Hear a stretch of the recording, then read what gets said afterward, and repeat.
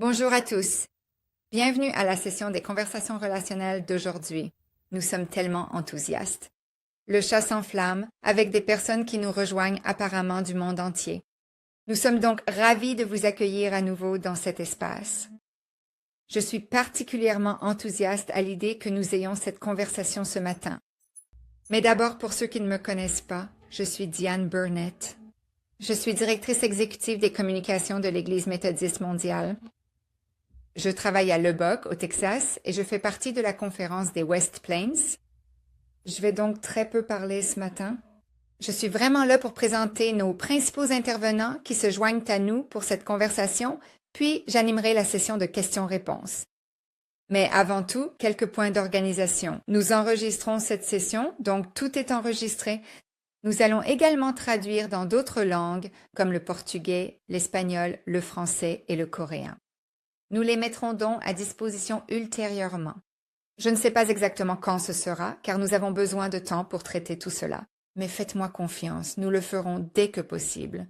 Et nous mettrons tout cela à votre disposition. Donc, on se retrouve la semaine prochaine. Nous surveillerons également le chat. Donc, si à un moment donné quelque chose que dit l'un de nos invités suscite une question, n'hésitez pas à la poser dans le chat. Nous prendrons note de cela et nous veillerons à y répondre pendant la session de questions-réponses.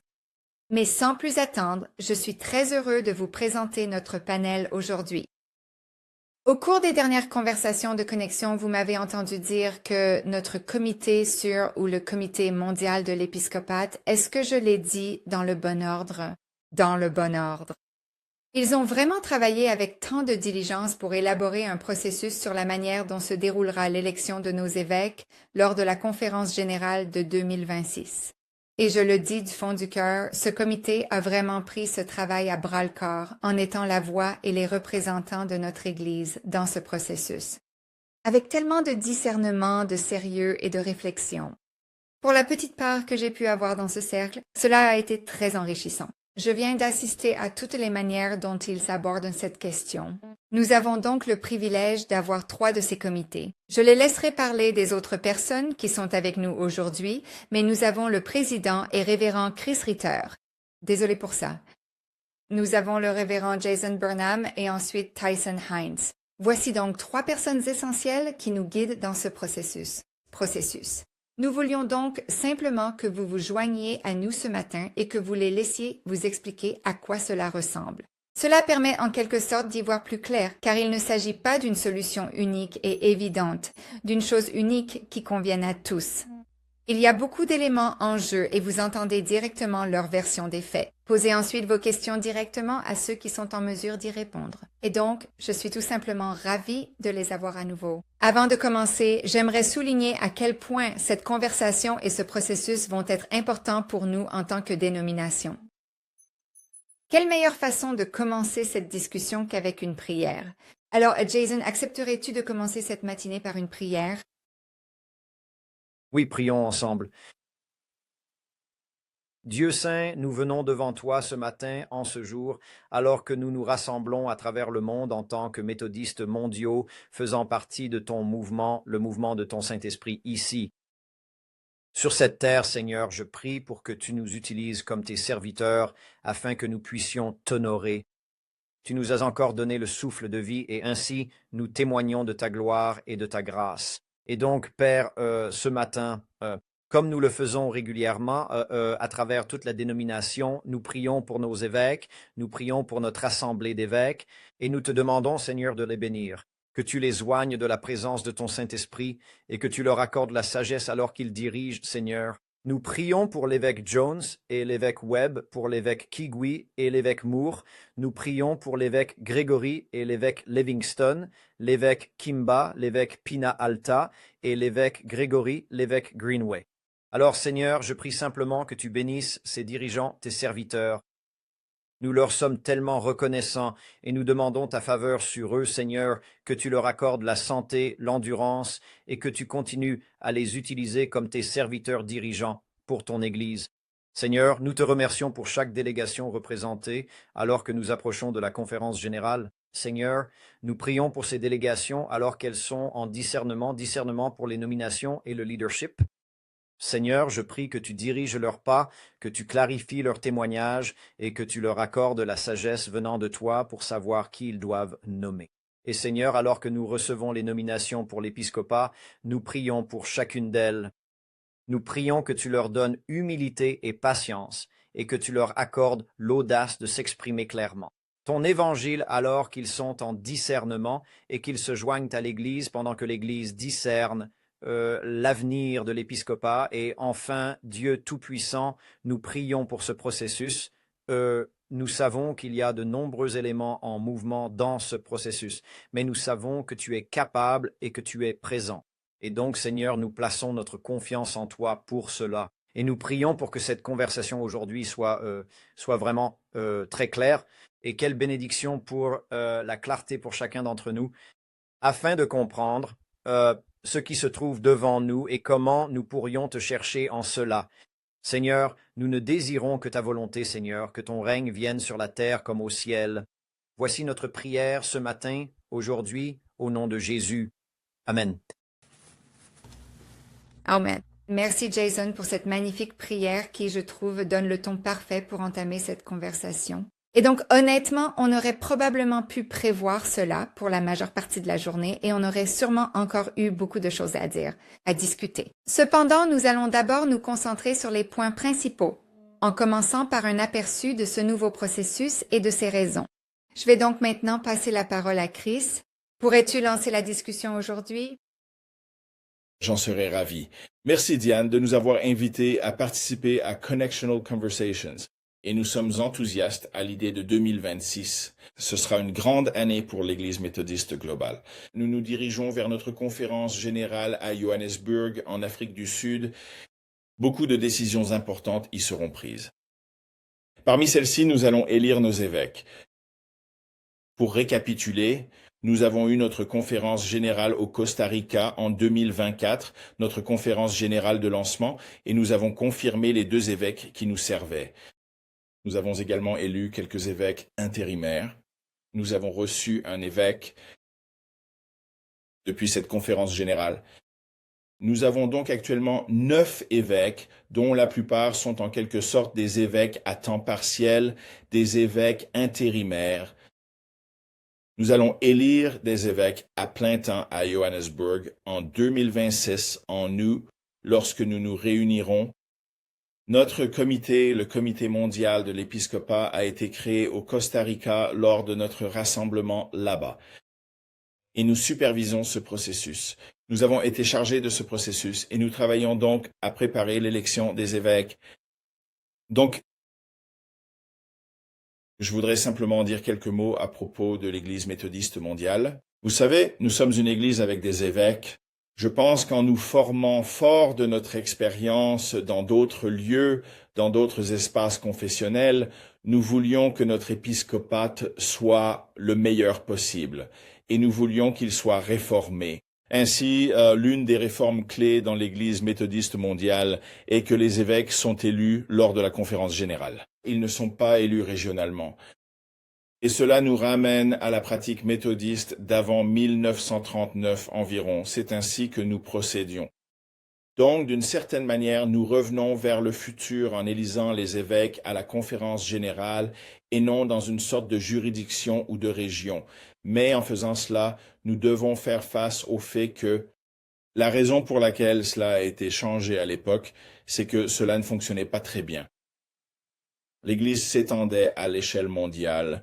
Le méthodisme se développait dans le monde entier et, vous savez, l'âge d'or des missions méthodistes, c'était vraiment le 19e siècle.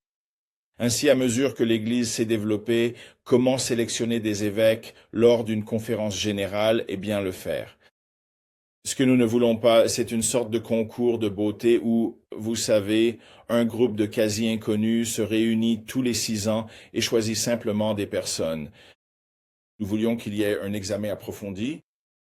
Nous voulons que ce soit un processus spirituel. Nous voulions que ce soit un processus collaboratif. Nous voulions que ce soit un processus qui vienne de la base plutôt que du sommet.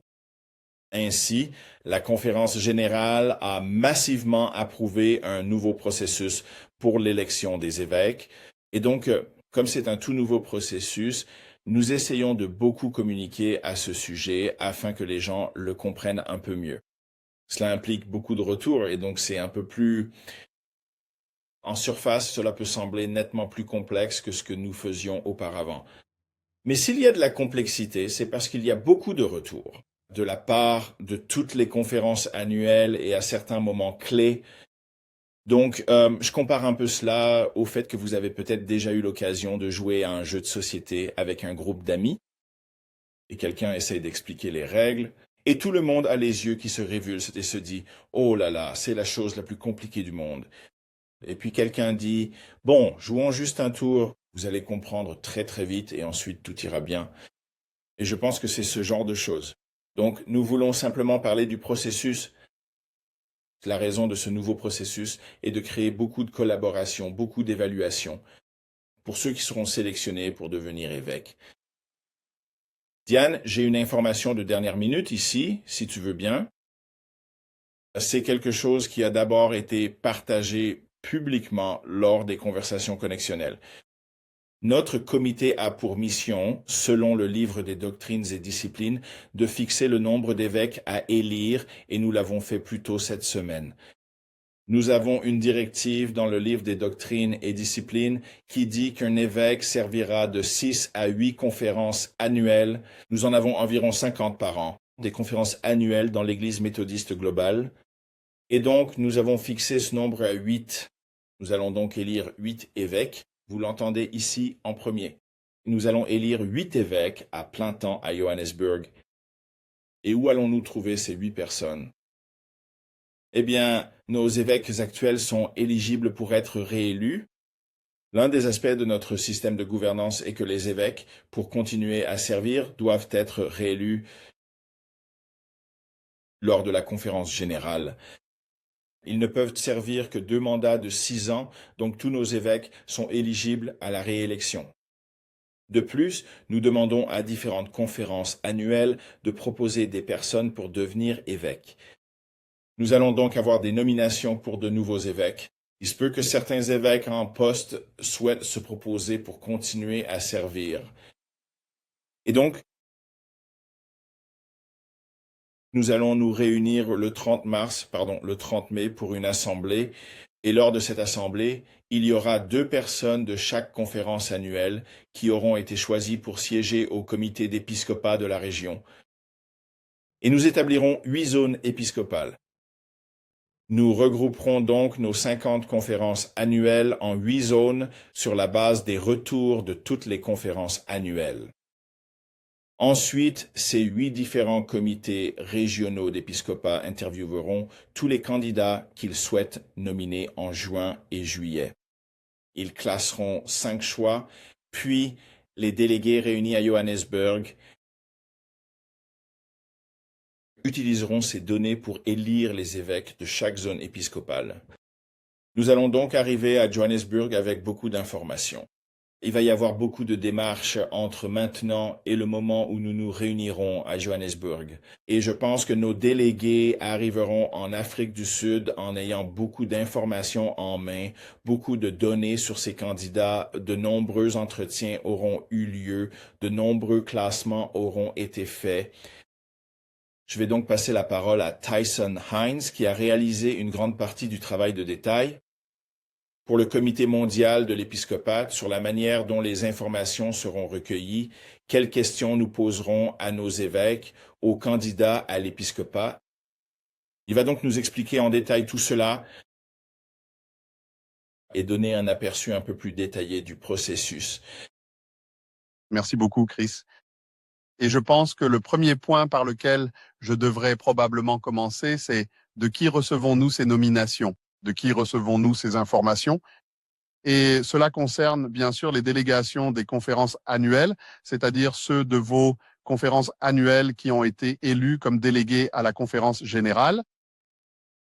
Et il y a 3 informations que nous allons devoir leur demander, l'une d'elles de la part de ces délégations ou délégués des conférences annuelles. Nous aimerions la voir avant le 15 mars. Mais la première est une liste classée des conférences annuelles avec lesquelles vous souhaiteriez partager un évêque. Ce dont Chris a parlé un peu. Et cette information sera très utile. Elle sera utilisée par le GEC pour élaborer un plan à présenter lors de cette assemblée plénière dont Jason va parler un peu plus tard. Mais nous aurons également besoin que vous soumettiez de la part de votre conférence annuelle un délégué du clergé et un délégué laïque pour siéger au comité régional sur l'épiscopat. Et sachez que le comité régional sur l'épiscopat sera l'endroit idéal où votre propre conférence annuelle pourra se réunir et s'exprimer, apporter sa contribution à l'ensemble de ce processus de nomination et d'élection. Il est donc particulièrement crucial et très important de bien choisir avec soin les personnes compétentes qui occuperont ces postes stratégiques. Elles ont un rôle très important. Comme Chris l'a mentionné, ce sont elles qui vont déterminer qui partagera un évêque ensemble. Ils recevront également les informations concernant tous les candidats et choisiront, une fois la région épiscopale formée, ceux qu'ils souhaitent interviewer. Et ils procéderont ensuite à l'entretien des personnes prévues et intervieweront ces personnes en particulier. Ils jouent donc un rôle très, très important pour intégrer la vie de votre conférence annuelle dans ce processus de nomination et d'élection. Quelques éléments à prendre en compte. Cela figure sur le site web, le site The Beauty of Holiness. Sous la page des élections épiscopales, il y a des indications donnant un aperçu général, une vue d'ensemble du processus complet. Il serait donc utile d'y jeter un œil, surtout si vous êtes délégué. Ces conférences annuelles où les personnes sélectionnées pour le comité d'épiscopat de la région doivent être très familières avec les besoins de votre conférence annuelle. Elles connaissent très bien votre conférence. Elles doivent également avoir beaucoup de temps disponible entre le 30 mai, date à laquelle se tient cette conférence plénière, et la fin juillet, parce qu'elles devront être en mesure d'examiner toutes les informations que nous aurons à disposition sur chacun des candidats sélectionnés. Les candidats qu'elles souhaitent rencontrer, puis les interviewer. Jason en parlera peut-être un peu plus en détail un peu plus tard. Elles doivent également avoir accès à une connexion Internet fiable, car les réunions se tiendront en ligne.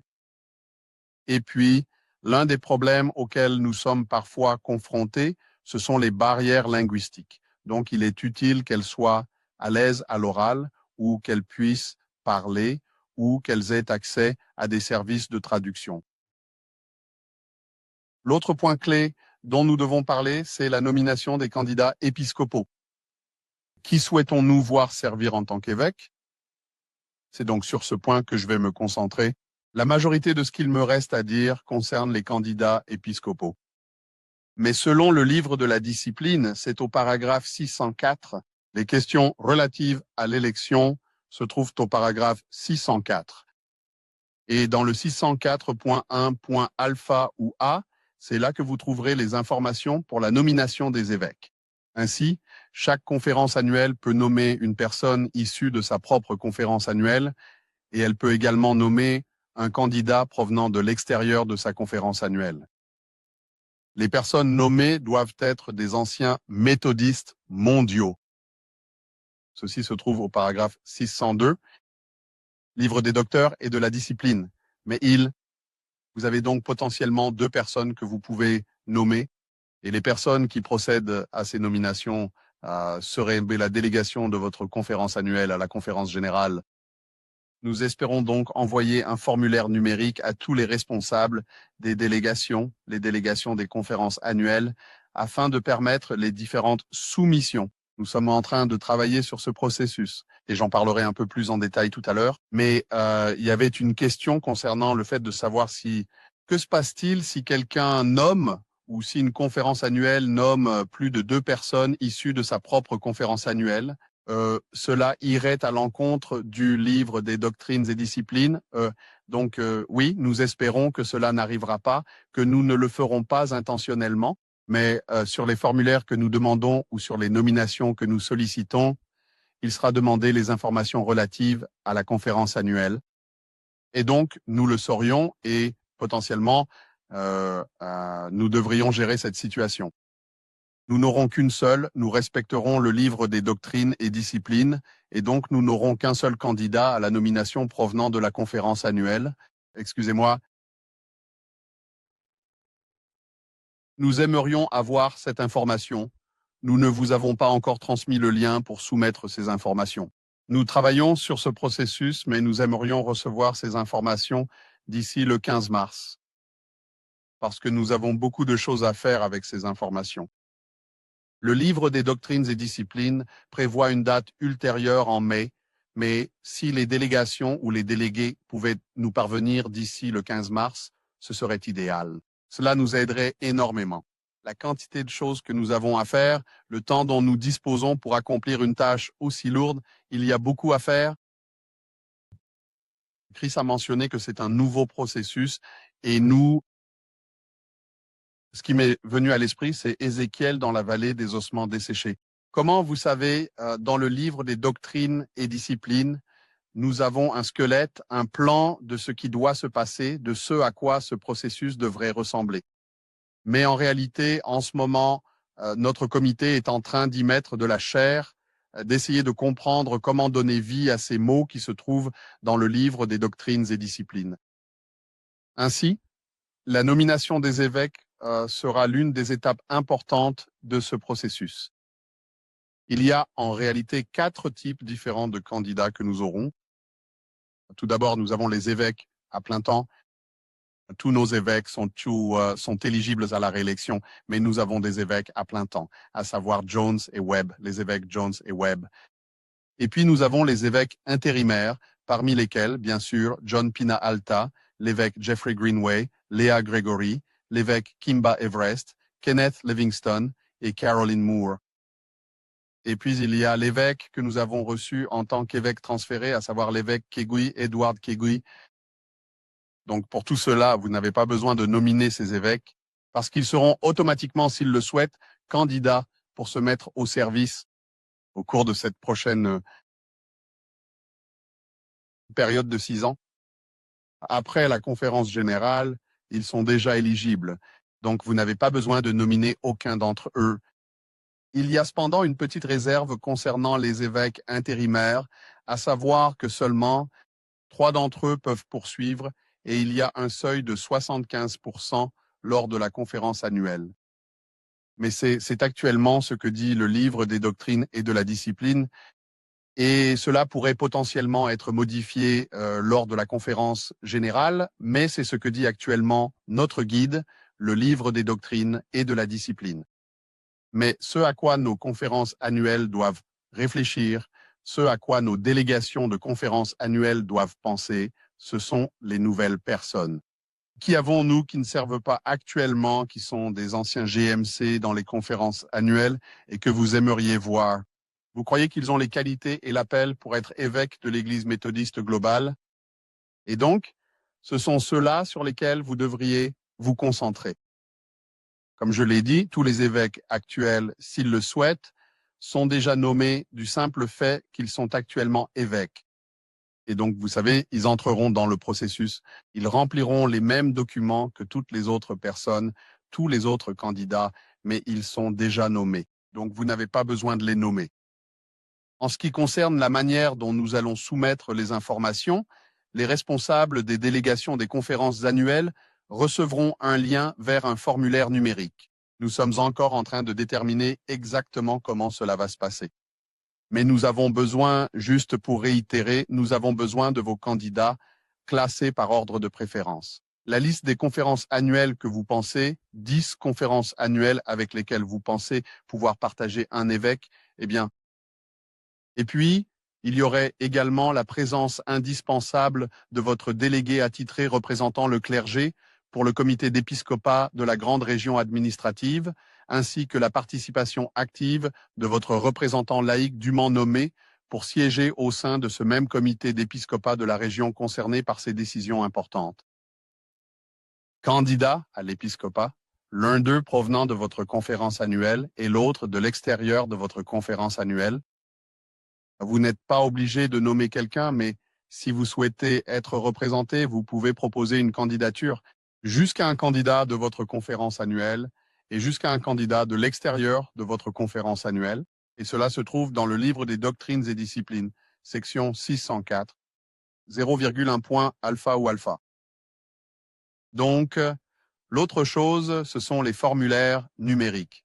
Lorsque nous procéderons effectivement à la nomination des évêques, nous espérons pouvoir bientôt envoyer un lien aux responsables des délégations des conférences annuelles afin qu'ils puissent saisir cela dans les formulaires numériques qui sont en cours de création. La raison pour laquelle nous utilisons cela, c'est que nous voulons automatiser autant que possible ce processus. Et donc, une fois qu'un candidat est saisi, nous ne voulons pas non plus en oublier un autre. Donc, nous avons eu plusieurs informations différentes qui sont déjà arrivées. Nous allons probablement demander que celles-ci soient resoumises dans ce processus, car nous voulons l'automatiser autant que possible. Un exemple d'automatisation est, lorsque le candidat indique ses références, nous allons en recueillir 3. L'une des choses que nous aimerions que le programme, les formulaires numériques, fasse, c'est ensuite d'envoyer des lettres à ces références pour demander les recommandations pour ce candidat à l'épiscopat. Donc, nous devons l'intégrer dans ce processus. Le processus est en cours d'élaboration par notre équipe du GMC à l'heure où nous parlons. Et donc, dès que ce sera disponible, nous pourrons leur envoyer. Nous allons le diffuser. Donc, nous vous demanderions peut-être de patienter un peu. C'est tout à fait normal si vous prenez déjà ces décisions dans vos conférences annuelles, mais en ce qui concerne leur soumission auprès de nous, nous vous demanderions d'attendre un peu jusqu'à ce que ces formulaires numériques, ces liens soient mis à votre disposition. Mais au moment précis où un candidat est officiellement nommé à son poste, enfin, il recevra un formulaire de la part du responsable de la conférence annuelle qui le nomme. Ils recevront le formulaire et cela leur permettra de corriger toute information ou d'ajouter toute information supplémentaire dont nous pourrions avoir besoin. Et ensuite, cela, c'est essentiellement là. Lorsqu'ils soumettent ce formulaire, ils acceptent en fait leur nomination en tant que candidat épiscopal. Une fois, comme je l'ai mentionné, nous allons essayer d'intégrer un peu d'automatisation à ce niveau-là. Donc, une fois que le formulaire est effectivement soumis par le candidat, cela déclenchera des actions comme l'envoi de références ou l'envoi de documents pour obtenir des références.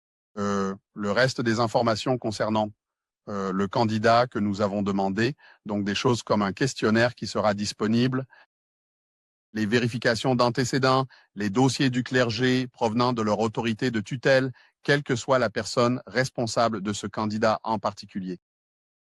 Le questionnaire destiné aux candidats épiscopaux, nous avons l'intention de le traduire, puis de le mettre à disposition de l'ensemble de l'Église afin que tout le monde puisse le consulter. Ce questionnaire a été élaboré avec plusieurs questions, certaines portent sur leur théologie, par exemple. D'autres abordent leur vision pour l'Église méthodiste globale. Certaines questions concernent leur style de leadership. Il y a donc toutes sortes de questions différentes qui devraient fournir des informations très utiles à nos comités régionaux d'épiscopat.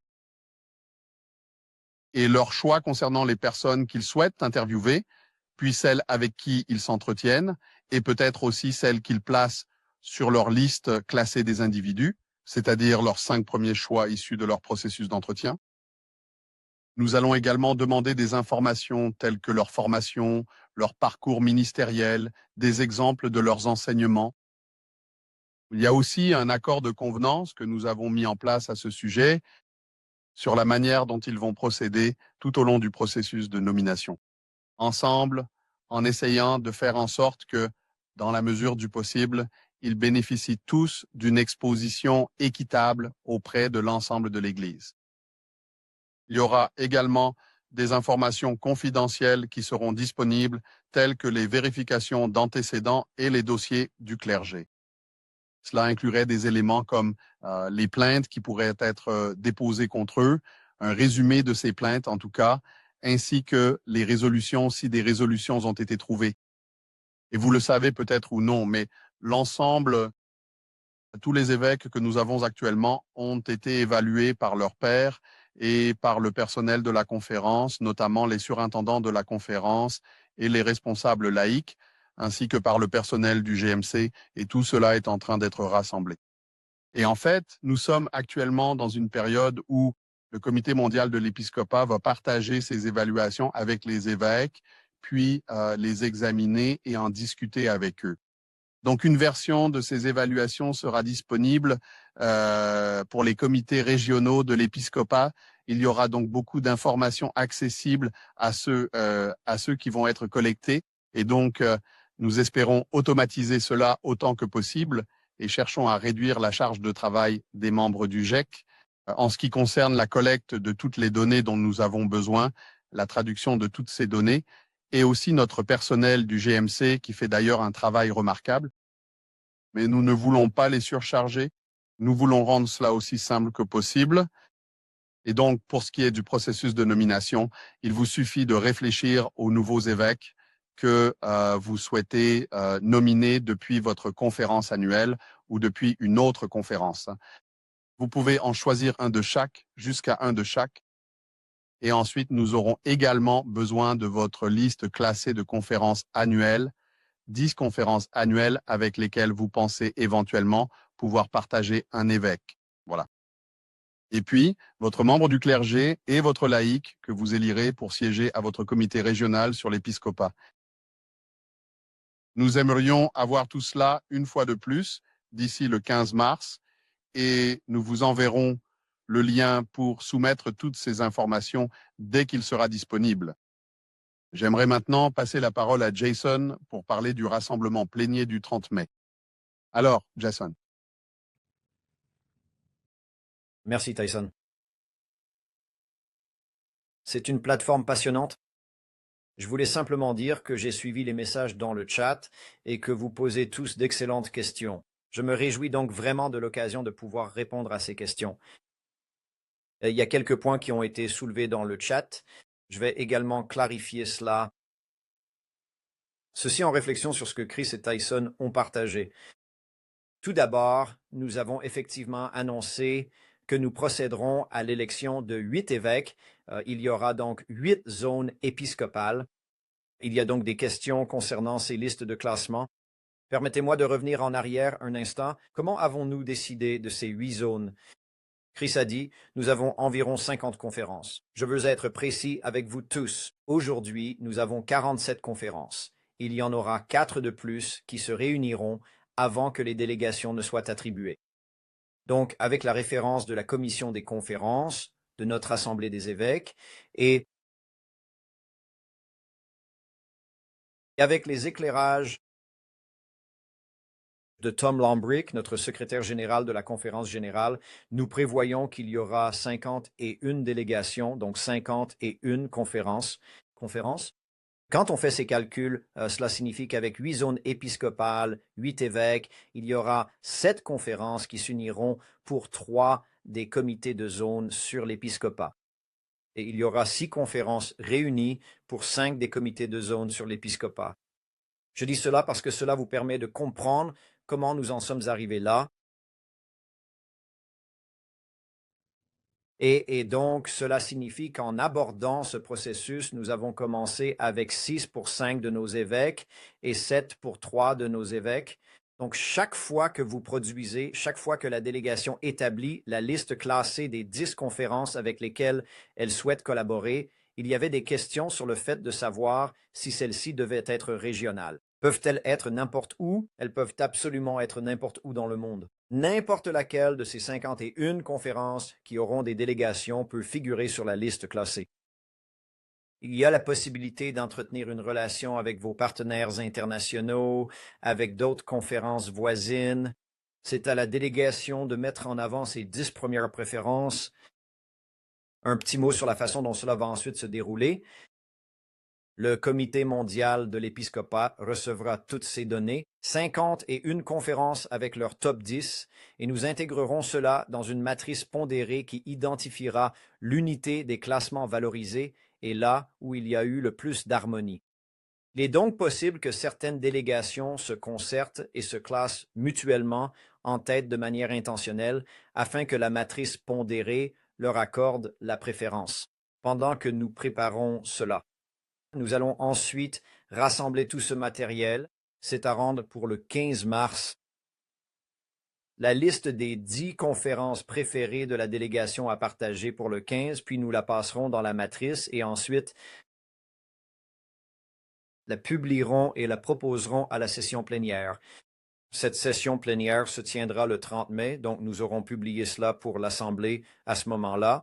Notre objectif est de le faire au moins 10 jours avant cette échéance afin que l'Assemblée plénière puisse y réfléchir. Et finalement, c'est l'Assemblée plénière du comité de la région sur la représentation épiscopale qui vote là-dessus. Je vais en dire plus à ce sujet dans un instant. Donc, voilà pour la liste classée. Il y a certaines choses qui ont été évoquées dans le chat auxquelles je voulais ajouter. Aussi, un peu plus d'informations sur le comité de la région, sur la représentation épiscopale. Chaque délégation est responsable de proposer un membre du clergé et un laïc de leur conférence annuelle. Cela peut être n'importe qui de la conférence. Il n'est pas nécessaire que ce soit uniquement quelqu'un de leur délégation, mais ils seront chargés du processus de sélection pour l'épiscopat. Ils vont donc voter sur la liste classée, puis ils passeront à l'étape du processus de sélection. Les membres du comité régional sur l'épiscopat auront une tâche immense devant eux, en particulier entre le 30 mai et le 20 juillet. C'est à ce moment-là qu'ils auront leur réunion pour interviewer les candidats à l'épiscopat. Ils examineront tous les documents vérifiés. Et j'ajouterai aussi qu'actuellement, dans le livre de doctrine et de discipline, il n'y a qu'une définition limitée du rôle. Disons que vous faisiez partie d'une région épiscopale comprenant 6 conférences. Cela signifie qu'il y aurait 6 laïcs et 6 membres du clergé dans cette conférence, dans ce comité régional, soit 12 personnes au total. Et ces 12 personnes n'ont actuellement de fonction que jusqu'à la production de la liste classée. Cela inclurait des réunions trimestrielles avec leur évêque pour encouragement et réflexion. Cela inclurait la participation au cycle de retour d'informations pour les évaluations annuelles avec le Comité mondial de l'épiscopat. Il est donc possible que ce comité ait une fonction continue pendant la période de 6 ans, mais c'est la conférence générale qui prendra cette décision. L'Assemblée plénière se réunira le 30 mai. Ils vont tout d'abord recevoir une présentation sur la carte de la région pour les zones épiscopales. Ainsi, pour les 8 différentes zones épiscopales, une proposition sera présentée. Ils recevront cette proposition, ils pourront la modifier, mais en fin de compte, c'est cette assemblée plénière du 30 mai qui fixera les zones épiscopales de notre dénomination pour les 6 prochaines années. Une fois ce vote effectué, les comités régionaux sur l'épiscopat se réuniront en groupe de travail et éliront leur direction afin que les comités régionaux sur l'épiscopat puissent fonctionner efficacement dès le premier jour. Puis, du 30 mai au 20 juillet, ils suivront leur processus de sélection. Tout le matériel que Tyson a mentionné est en cours de compilation et il développe ce processus de manière remarquable. Pour y parvenir, tout ce matériel leur sera mis à disposition. Vous pouvez imaginer qu'avec 51 délégations, nous pourrions avoir un nombre maximum de 102 candidats issus des conférences annuelles, plus nos 9 évêques actuels. Donc, hypothétiquement, il pourrait y avoir 111 candidats. Je ne pense pas que ce sera le cas, parce que de nombreuses délégations choisiront de ne pas faire de nomination ou de n'en faire qu'une seule, et certaines délégations feront la même nomination. Je veux donc simplement que tout le monde soit conscient que c'est un processus remarquable. Avoir un vivier mondial de candidats qui est ensuite examiné par ceux-ci. Déterminer qui ils souhaitent interviewer. Les candidats, cela a été mentionné dans le chat, ne passeront pas d'entretien avec des délégations individuelles. Les candidats passeront des entretiens avec les comités régionaux d'épiscopat. Et s'il doit y avoir une boucle de rétroaction entre le comité régional d'épiscopat et la délégation, cela se fait par l'intermédiaire de la représentation au comité régional d'épiscopat, c'est-à-dire le clerc et le laïc que la délégation a désigné. Ainsi, ces candidats ne passent pas 51 entretiens différents avec les délégations. Ils passent des entretiens avec les 8 différents comités régionaux d'épiscopat, selon les demandes d'entretien de ces comités. Ainsi, Les comités régionaux éliront leur direction le 30 mai et procéderont à leur sélection du 30 mai au 20 juillet. En examinant tous les documents, en menant ces entretiens et ensuite, le comité régional d'épiscopat a pour mission d'établir une liste classée de leurs 5 principaux candidats à l'épiscopat qu'ils souhaiteraient voir servir comme évêques. Ces classements, soit les 5 principaux candidats à l'épiscopat pour chacune des 8 régions épiscopales, seront ensuite publiés. Cela sera publié pour l'ensemble de la conférence générale et il y aura alors l'occasion pour l'Église générale de faire connaissance avec ces personnes qui figuraient dans le top 5 d'un des 8 comités régionaux. Vous vous demandez peut-être, que se passe-t-il si plusieurs comités régionaux d'épiscopat ont le même numéro 1 dans leur classement? Le livre de la doctrine et de la discipline prévoit la possibilité pour le Comité mondial d'épiscopat de donner des conseils à la conférence générale à ce sujet. Cela ne nous oblige pas à intervenir, mais cela nous en donne la possibilité. Et cela pourrait consister à discuter avec les comités régionaux d'épiscopat et à leur demander quelle est la différence entre leur candidat classé numéro 1 et leur numéro 2. Et ensuite, entrer dans cette discussion. Il se peut que nous intervenions ou non si cette situation se présente. Donc, tout au début de la conférence générale, il y aura un vote de qualification pour nos 6 évêques actuels à temps partiel. Et ces 6-là, s'ils lèvent la main et choisissent de se présenter à nouveau comme candidats, les délégations locales n'ont pas besoin de les nominer. Tyson, merci de l'avoir précisé, car plusieurs délégations m'ont contacté pour demander cette clarification. Les délégations n'ont pas besoin de nominer les 9 évêques actuels, mais ces 6-là, s'ils choisissent d'être nominés, il y aura un vote de qualification le premier jour de la conférence générale, et un maximum de 3 d'entre eux sont éligibles pour être élus. Et chacun d'eux devra atteindre un seuil de 75% pour être éligible à figurer sur le bulletin de vote. Une fois que nous aurons le groupe, lors de l'élection, il y avait une question dans le chat concernant l'ordre, comme dans quel ordre chaque comité de secteur sera soumis au vote. Tom Lombrick travaille assidûment avec la commission sur la conférence générale pour s'assurer que, lorsque nous voterons pour l'épiscopat, nous voterons pour les 8 régions en même temps et vous voterez pour un candidat dans une région. Donc, vous ne votez pas de manière générale pour qu'il devienne évêque ou qu'il soit élu et consacré comme évêque. Vous votez pour qu'il soit élu dans une région spécifique, une région épiscopale, puis il serait consacré. Ainsi, tout le monde sera sur un pied d'égalité à ce niveau-là. Si plusieurs conférences ont le même numéro 1, c'est là que cela sera départagé. Et il faut une majorité des 2 tiers pour qu'un évêque soit élu. Voilà donc la trajectoire. Je veux que tout le monde entende bien cela. Le 15 mars, le 15 mars, le 15 mars, c'est la date à laquelle les délégations doivent nous soumettre 3 choses. Les noms de leurs 2 membres, un laïc et un membre du clergé, pour le comité régional sur l'épiscopat, leur liste classée des 10 conférences avec lesquelles ils souhaitent partager un évêque, et enfin leur candidat à l'épiscopat. Jusqu'à un candidat issu de leur conférence annuelle et jusqu'à un candidat provenant de l'extérieur de leur conférence annuelle. Dans le chat, quelqu'un a demandé « Que se passe-t-il si quelqu'un soumet 2 noms, soit de sa propre conférence, soit de l'extérieur de sa conférence ?» Nous laisserions alors, j'imagine que ce serait entièrement à la discrétion de Chris Ritter, le président.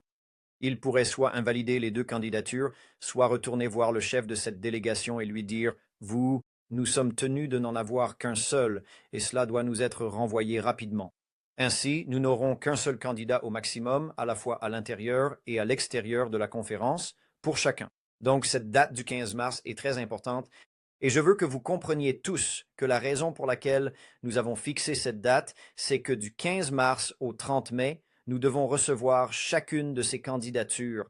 Les documents que Tyson a présentés, nous devons ensuite les traduire dans toutes les langues de l'Église générale. Et ensuite, nous devons les avoir dans un dossier accessible à chaque membre des comités régionaux sur l'épiscopat.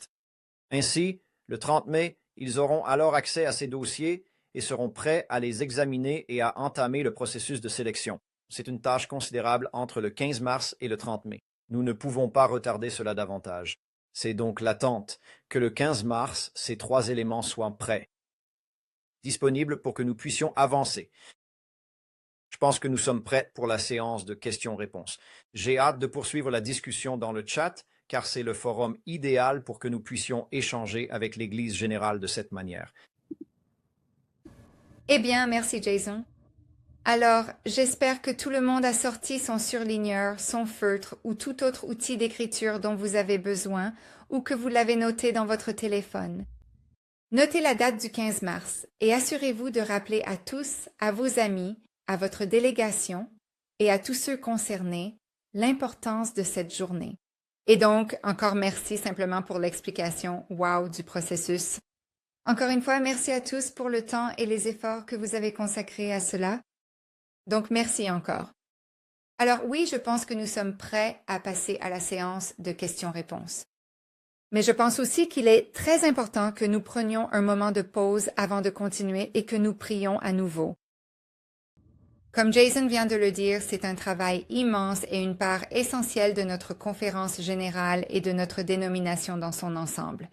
Et je pense qu'il est évident que cela ne doit pas être pris à la légère et qu'il faut y consacrer de la prière et de la réflexion. Chris, avant de passer à la séance de questions-réponses, pourriez-vous nous guider dans une prière? J'adorerais. Pour faire cela, j'adorerais faire ça. Prions. Seigneur, ta parole nous dit que si le Seigneur ne bâtit une maison, ceux qui la bâtissent travaillent en vain. Et nous faisons nos projets, Dieu. Et ce sont des processus qui visent à responsabiliser et communication et vérification des antécédents et en gros les principes fondamentaux du leadership et la sélection des dirigeants. Mais Seigneur, tout cela ne sert à rien si tu n'envoies pas ton Saint-Esprit sur ce processus, sur notre comité d'épiscopat mondial. Je te remercie, Dieu, pour les personnes de 4 continents différents qui servent dans notre comité. Ils ont accompli un travail très minutieux et j'ai eu l'occasion d'en être témoin. Et merci, Dieu, pour la façon dont ils ont pris à cœur ces mandats issus de notre conférence générale. Et comme Tyson l'a dit, ils ont mis de la chair sur ces os et en ont fait un processus vivant. Je te remercie, Dieu, pour nos évêques. Nous avons déjà prié pour eux aujourd'hui, Seigneur, mais je sais qu'ils sont actuellement dans un processus de discernement pour savoir s'ils souhaitent se représenter. Je prie, Dieu, que tu leur rendes cela parfaitement clair et que tu leur donnes la paix et la direction. Seigneur, nous prions pour nos délégations qui se réunissent avec beaucoup de diligence, Seigneur. Ils sont tellement importants dans ce processus. Ils ont 3 ensembles de données importantes à transmettre dans seulement 2 mois. Certains d'entre eux ont déjà pris certaines de ces décisions, d'autres sont encore en plein discernement. Envoie ton Saint-Esprit sur nos délégations qui ont été élues lors de nos différentes conférences annuelles, Seigneur. Aide-les à avoir de la clarté, de l'unité et une vision, Seigneur, pour la direction de nos évêques. Seigneur Dieu, nous prions pour notre rassemblement qui aura lieu le 30 mai, afin qu'il soit parfaitement clair comment nos différentes zones épiscopales doivent être constituées, ainsi que nos 8 zones épiscopales. Et Seigneur, sois présent lors de ces processus d'entretien où ces différents groupes, 8 groupes différents de conférences, les responsables de ces conférences se réuniront pour décider qui ils souhaitent interviewer et qui serait un bon choix, et qui possède les dons de leadership, d'enseignement, ainsi que les compétences administratives pour être un évêque efficace pour leur groupe de conférences. Et surtout, Seigneur, prépare-nous, nous qui sommes délégués à la conférence générale, alors que nous voyageons à Johannesburg, en Afrique du Sud, Seigneur, afin que ces délégués accomplissent la tâche de réaliser cette seconde étape. Et en se demandant, cette personne ne serait-elle pas seulement un leader choisi pour ce groupe de conférence, pour chaque groupe de conférence, mais ces personnes conviennent-elles à l'Église méthodiste globale, dans son ensemble, en tant que surintendants généraux de toute notre Église? Et est-ce que leur vie, leur témoignage et leur leadership reflètent les idéaux les plus élevés pour notre jeune mouvement? Seigneur Dieu, nous te demandons que ton esprit imprègne chaque aspect de cela. Seigneur, s'il y a des moments où Je sais que nous attendons avec impatience les questions et réponses. Nous prions pour que la clarté vienne, qu'une plus grande clarté vienne grâce à notre session de questions-réponses. Et avec notre équipe, notre incroyable équipe du GMC, parce qu'ils portent une lourde charge en ce moment.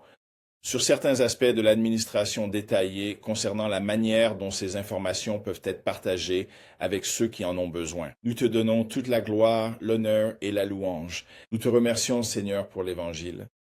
Nous te remercions, ma Seigneur, pour l'opportunité de répandre la sainteté scripturaire à travers le monde. Et nous te remercions pour les évêques qui dirigent la mission.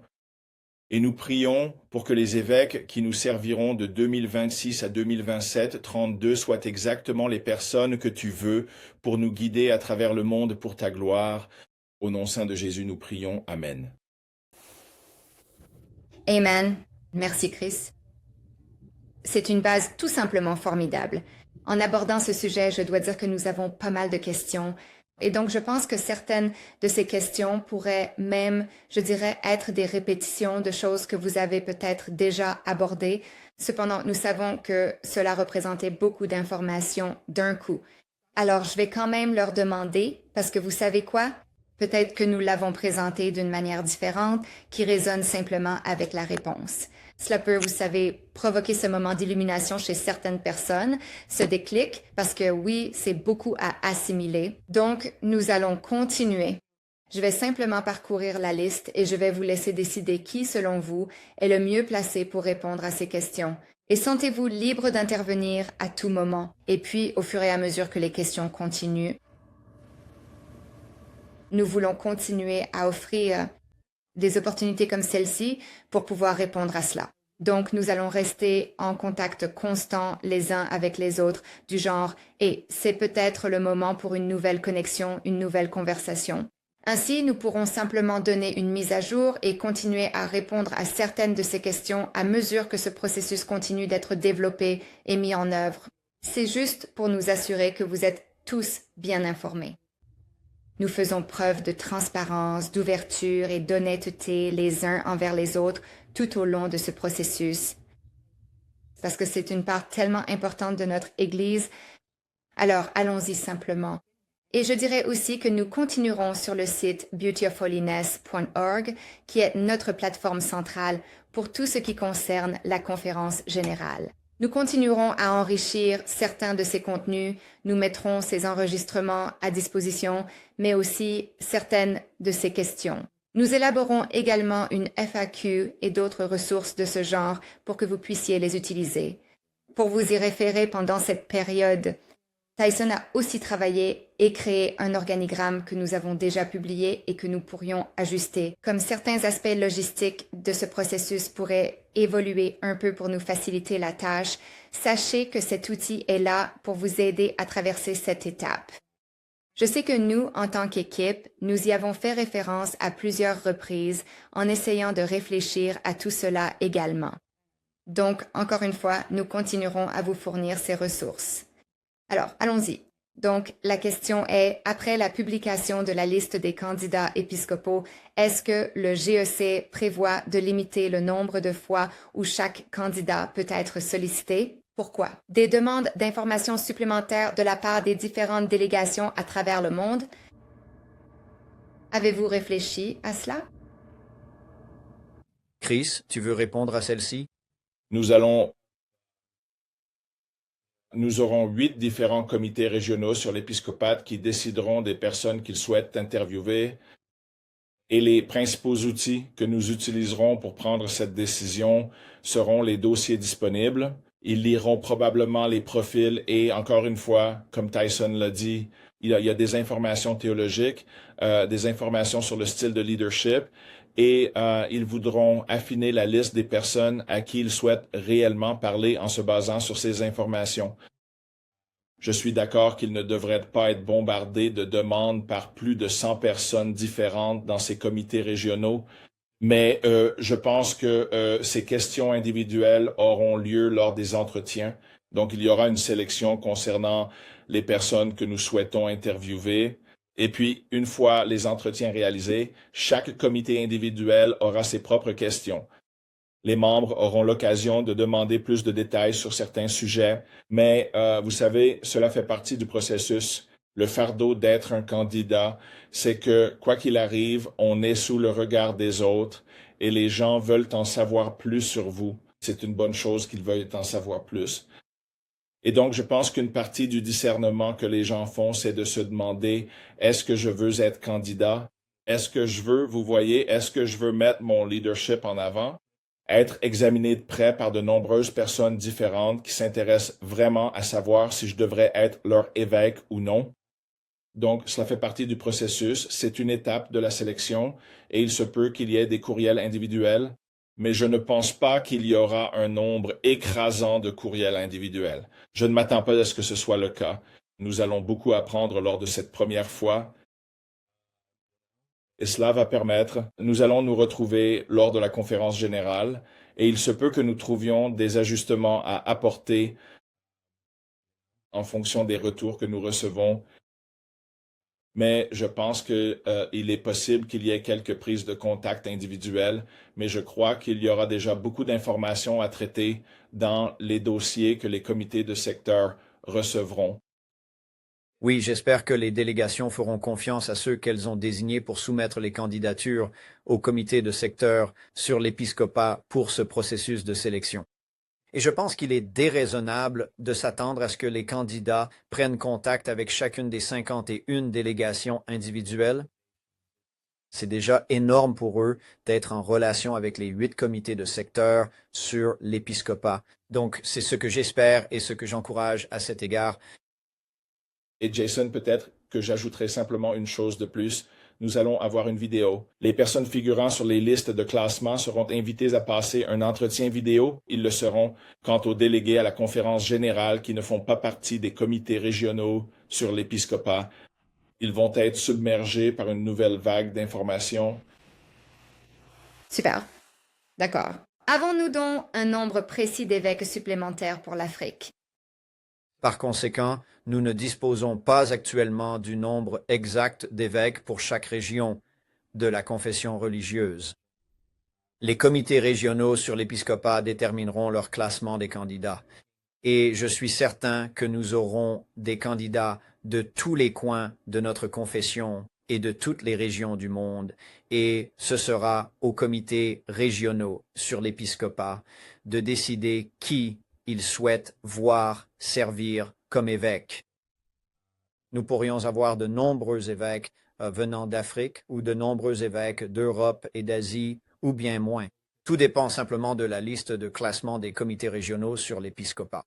Nous ne prédéterminons donc aucune nationalité ni origine géographique régionale chez aucun des évêques. Cela se fera par le biais du processus de vérification au sein des comités régionaux sur l'épiscopat. D'accord.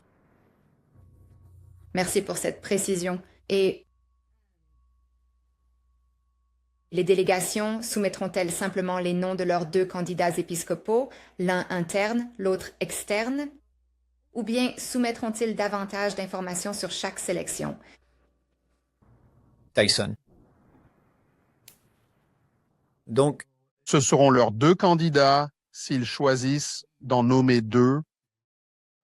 Et ces informations complémentaires seront soumises, peut-être transmises aux membres de leur comité épiscopal régional, qui ils ont sélectionné, car ce sont ces personnes qui représenteront votre conférence annuelle dans ce processus. Il est donc très important pour qui vous votez. Mais je dirais, j'ai déjà dit à notre conférence annuelle du Heartland que les personnes que nous avons élues sont... Nous devrions examiner les informations qui seront mises à la disposition de l'Église dans son ensemble et donner un retour à nos membres du comité épiscopal régional. Mais en ce qui concerne les nominations, non, vous ne soumettrez que les noms. Et ensuite, essentiellement, leurs coordonnées et la supervision qui est leur superviseur. Donc, ancien président de conférence, surintendant ou surintendante pour les évêques, c'est nous, le comité épiscopal mondial, et nous enverrons ensuite des demandes pour recueillir des informations auprès des personnes nommées et de leurs références. Ces informations seront ensuite mises à disposition. Donc, toute contribution au-delà de la nomination de la part des délégations de la conférence annuelle doit être transmise à vos membres du comité épiscopal régional que vous avez sélectionné lors de votre conférence annuelle. D'accord. Et donc, nous avons vu quelques questions à ce sujet. Je vais donc peut-être le formuler ainsi, puis vous laisser développer un peu. Mais nous avons eu quelques personnes qui ont posé la question. Donc, il n'y aura pas de nomination depuis la salle, n'est-ce pas? C'est le cas aussi bien au niveau de la conférence annuelle qu'au niveau de la conférence générale. C'est exact. Les nominations proviennent des délégations et une fois que les délégations ont fait leur nomination, c'est tout. Il n'y aura pas de nomination provenant des conférences annuelles. Il n'y aura pas de nomination depuis la salle de la conférence générale. Et donc, une fois arrivé à la conférence générale, nous avons les personnes nommées. Exactement comment, je sais que tu as mentionné, Tom, que tu travailles encore là-dessus, mais alors concrètement, à quoi ressemble ce vote? La grande question est de savoir s'il pourrait numériser le processus. Je pense que nous avons bien compris en quoi consiste le processus. 8 zones épiscopales différentes seront identifiées. Et vous, en tant que délégué à la conférence générale, voterez pour un candidat épiscopal pour chacune des 8 zones. Nous n'allons pas réduire davantage le nombre de candidats. Chaque comité de zone sur l'épiscopat nous a fourni une liste classée de 5 personnes et donc, pour chacune des 8 zones épiscopales, chaque délégué à la conférence générale votera pour un candidat afin qu'il devienne l'évêque de cette conférence. Nous avons également reçu des questions sur la façon dont la conférence annuelle reçoit son évêque. Eh bien, lors de ce vote, dès que ce candidat est élu pour cette conférence, pour cette zone épiscopale, toutes les conférences de cette zone épiscopale ont désormais un évêque. C'est leur évêque.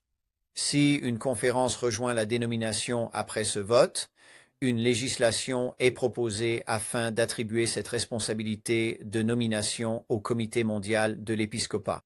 Il doit y avoir un organe, que ce soit le Comité mondial de l'épiscopat, l'Assemblée des évêques ou le Conseil de la connexion. Quelqu'un doit avoir l'autorité d'attribuer un évêque aux nouvelles conférences qui se réunissent pendant la période de 6 ans. Mais pour les 51 conférences représentées dans les 8 comités de zone sur l'épiscopat, nous voterons pour un candidat pour une conférence dans une seule liste. D'accord. Et alors, à combien de conférences annuelles un évêque sera-t-il assigné?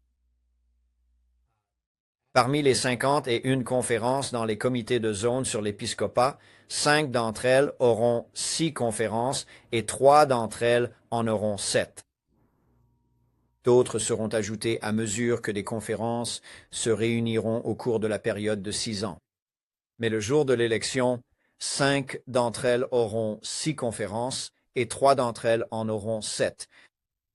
Tout cela reste en suspens, notamment les 4 conférences qui doivent encore se tenir au cours des 2 prochains mois et auxquelles Tom Lambrick est prêt à attribuer des délégués. Mais ces conférences de convocation sont programmées et nous nous réjouissons de célébrer leur accueil au sein de la dénomination. Super. Et puis, il y a ces conférences annuelles, celles déjà programmées et celles que nous accueillons, et la manière dont elles seront toutes attribuées à ces évêques.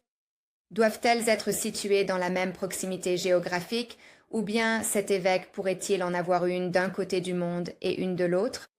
À quoi cela ressemble-t-il? Certainement. Chaque délégation de conférence annuelle établit sa liste classée des 10 conférences avec lesquelles elle aimerait partager un évêque.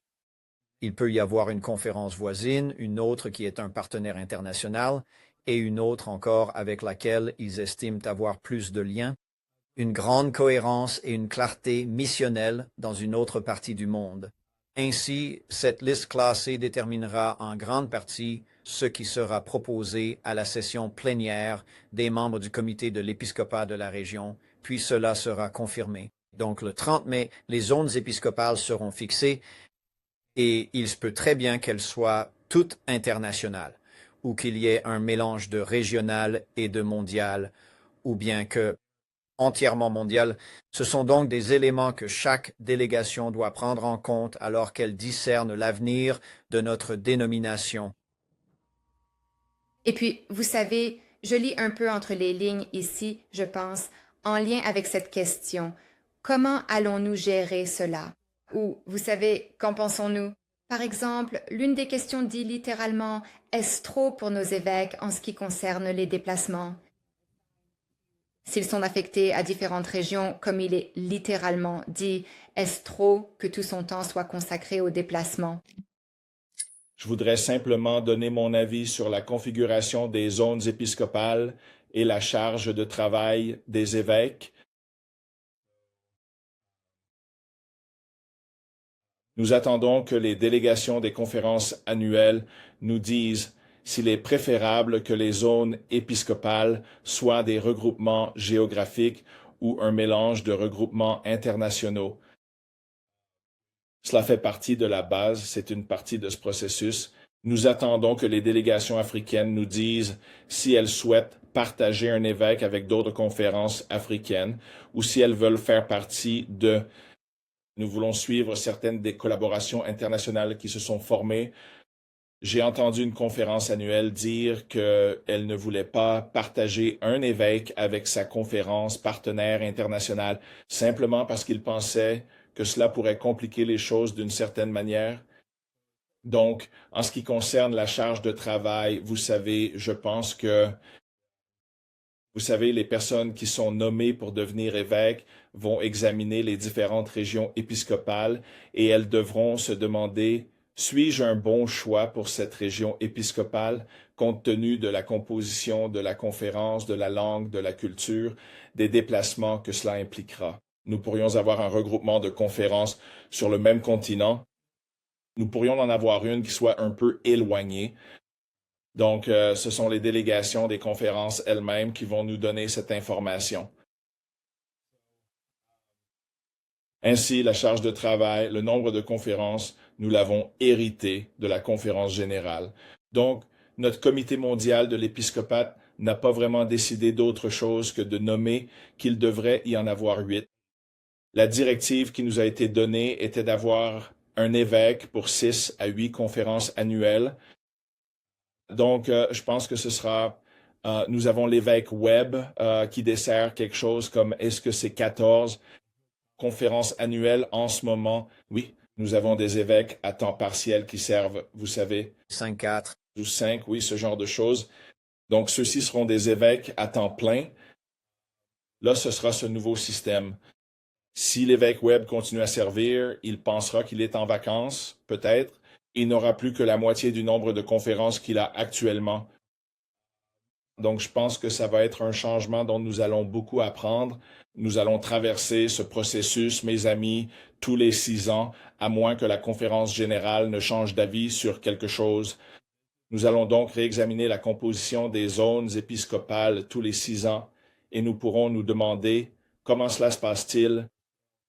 Nous essayons d'éviter le régionalisme. Nous essayons d'éviter de simplement dire, d'accord, nous allons avoir tant d'évêques sur ce continent, tant d'évêques sur cet autre continent. Nous essayons de faire cela à la base. Donc, nous allons redistribuer les cartes tous les 6 ans, potentiellement, ou bien il se peut que les regroupements que nous avons fonctionnent très, très bien et que tout le monde veuille les conserver, mais nous aurons l'occasion d'ajuster les choses la prochaine fois. Oui, d'accord. J'ai donc une question de base que je vais poser, je pense, à partir de certaines des autres questions soumises. Est-ce qu'il y a en général certaines exigences de qualification académique? En particulier dans la formation théologique, y a-t-il des exigences pour qu'une personne soit éligible à une nomination? Une conférence annuelle peut-elle nommer un ancien ordonné indépendamment de ses qualifications éducatives ou académiques?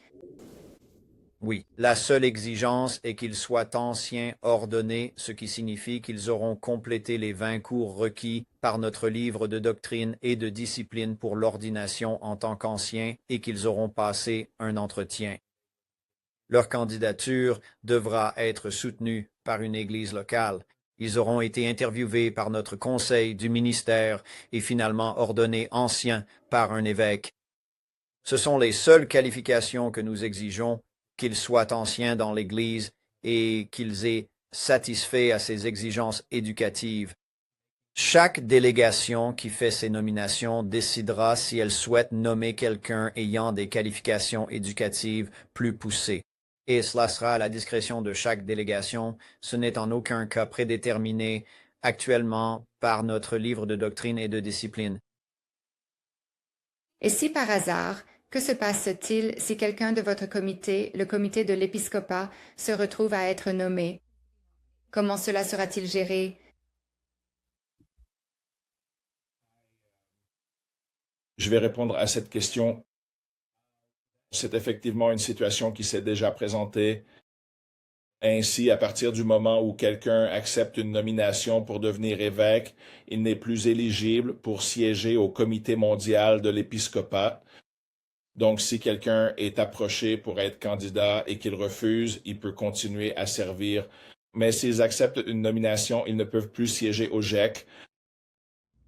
Merci pour cette clarification. À ce sujet, Diane, je vais peut-être intervenir sur un sujet un peu différent, mais je crois avoir vu une question dans le chat. Cela dit, qu'en est-il des comités d'épiscopat de zone? Si quelqu'un a été nommé dans un comité d'épiscopat de zone, peut-il être nommé évêque? Et la réponse est non. Le comité d'épiscopat de zone, si vous êtes nommé pour devenir évêque, vous ne pouvez pas siéger dans ce comité. Cela reviendrait alors à choisir les évêques. Donc, pas de nomination. Et si vous êtes nommé pour être évêque, vous ne pouvez siéger ni au GX, ni au comité d'épiscopat de zone. D'accord. Merci à vous pour ces éclaircissements. Donc, vous savez, nous en avons parlé. Ces groupes devront soumettre 10 noms de conférences préférées avec lesquels partager une zone épiscopale. Doivent-ils obligatoirement en soumettre 10 ou cela peut-il être un nombre inférieur? Je veux bien répondre à cette question. Nous demandons donc 10 noms. Cela nous aide vraiment à créer la carte et la matrice pondérée. Il y aura une opportunité de justifier pourquoi vous avez fait ces choix. Ainsi, à la fin de votre liste de 10, vous pourriez dire « Nous tenons vraiment aux 5 premiers, les 5 autres, peut-être un peu moins. » Vous pouvez nous expliquer votre discernement. Il y aura un petit encadré sur le formulaire où vous pourrez nous donner des informations supplémentaires qui pourraient être utiles, mais nous demandons bien 10 noms. C'est plus que nécessaire, mais cela nous aidera dans le processus de tri et la création des zones épiscopales. S'il vous plaît. S'il vous plaît, donnez-nous bien 10 noms. Ce n'est pas une obligation, mais ce sera un véritable casse-tête de mettre cette proposition sur pied. Et avoir les 10 noms complets avec la justification, comme Chris l'a dit, serait vraiment, vraiment très utile. D'accord. Et vous savez, vous en avez parlé, mais je pense qu'on pourrait revenir dessus et aider à réexpliquer encore une fois pour que cela puisse vraiment, je pense, être bien assimilé. Mais encore une fois, donc ces évêques à qui on a donné 2 ans, qu'est-ce qui leur arrive dans ce processus? Et est-ce qu'ils ont, vous savez, la possibilité d'être réélus? Oui. Par conséquent, chacun des 9 évêques en fonction peut décider librement s'il souhaite être officiellement considéré comme un candidat pour sa réélection. Les évêques Jones et Webb sont des évêques à plein temps et, selon le livre de doctrine et de discipline, ils sont autorisés à soumettre leur nom pour une réélection pour un dernier mandat. L'évêque Kegui, en tant qu'évêque transféré, bénéficie du même avantage que les évêques Jones et Webb. Il peut soumettre son nom et être candidat. Ils auront tous deux des documents de vérification disponibles pour les comités régionaux d'épiscopat. Chacun devra passer par le processus d'entretien et figurer sur une liste classée. Les 6 évêques à temps partiel, l'évêque Moore, l'évêque Gregory, l'évêque Livingston, l'évêque Greenway, l'évêque Kimba et l'évêque Pena Alta. Ces 6-là peuvent choisir de se présenter comme candidats. Ils devront également fournir des documents de vérification, passer un entretien et être éligibles pour figurer sur la liste classée. Cependant, peu importe ce que montre actuellement la liste classée selon notre livre de la doctrine et de la discipline, Ils devront se soumettre à un vote qualificatif au début de la conférence générale. Un maximum de 3 d'entre eux pourra alors poursuivre le processus d'élection et parmi ces 3, ils devront tous atteindre un seuil de 75% lors de ce vote qualificatif.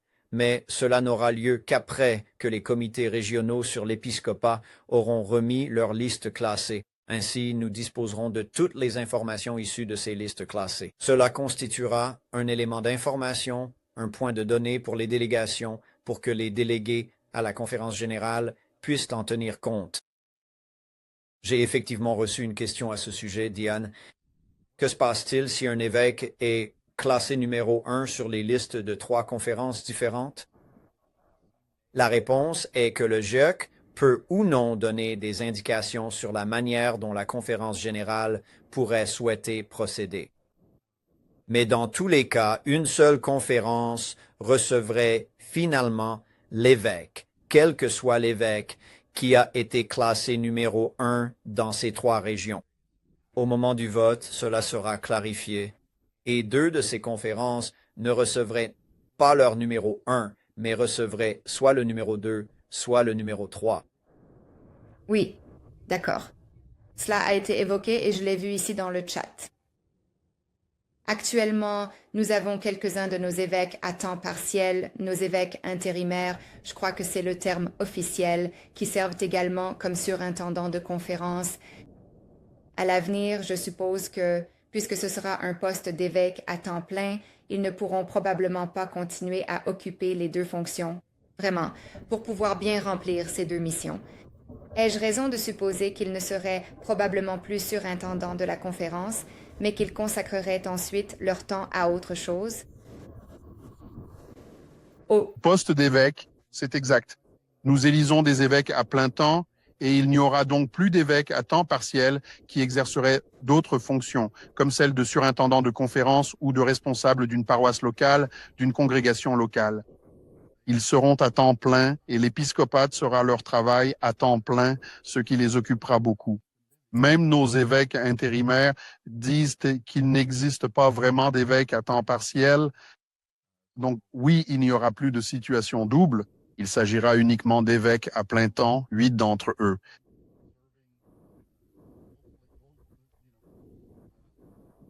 Exerçant leur épiscopat à l'échelle mondiale. J'ai compris. Et j'ai l'impression que, surtout parce que ce ne sera pas régionalisé, n'est-ce pas? Je pense que c'est aussi, quand on prend en compte le bien-être de nos évêques et en assumant ce rôle à temps plein dans le secteur du voyage, et pouvoir le faire d'une manière qui serve également la conférence annuelle. Je pense que cela aurait du sens à plus d'un titre. Donc, une question que j'aimerais que nous poursuivions. Nous voyons que nous savons que la conférence générale décourage l'autonomination, mais quel est le processus qui se déroule? Puisque le livre des doctrines et de la discipline ne l'interdit pas. Alors, qu'est-ce que vous en pensez, vous, de ces autonominations? Je dirais que le livre de doctrine et de discipline n'autorise la nomination que par l'intermédiaire des délégations. Et le seul moyen pour qu'un candidat soit pris en considération est d'être nommé par une délégation. Donc, si quelqu'un souhaite s'autonommer, il ne le peut pas. Il peut cependant partager ce désir, cette inspiration ressentie avec sa délégation ou avec toute autre délégation. Et s'ils reçoivent une nomination de la part de la délégation, c'est ainsi qu'ils seront intégrés au processus. Parce que le livre des documents précise explicitement comment les nominations doivent se faire. Je le ferai. Je ne fais pas partie du conseil de recours, mais mon interprétation serait qu'il n'existe aucun autre moyen pour qu'un candidat soit accepté. Merci, Jason. Alors, disons que vous avez des candidats qui ont tous deux été invalidés. Comment le GEC va-t-il choisir lequel pourra aller de l'avant?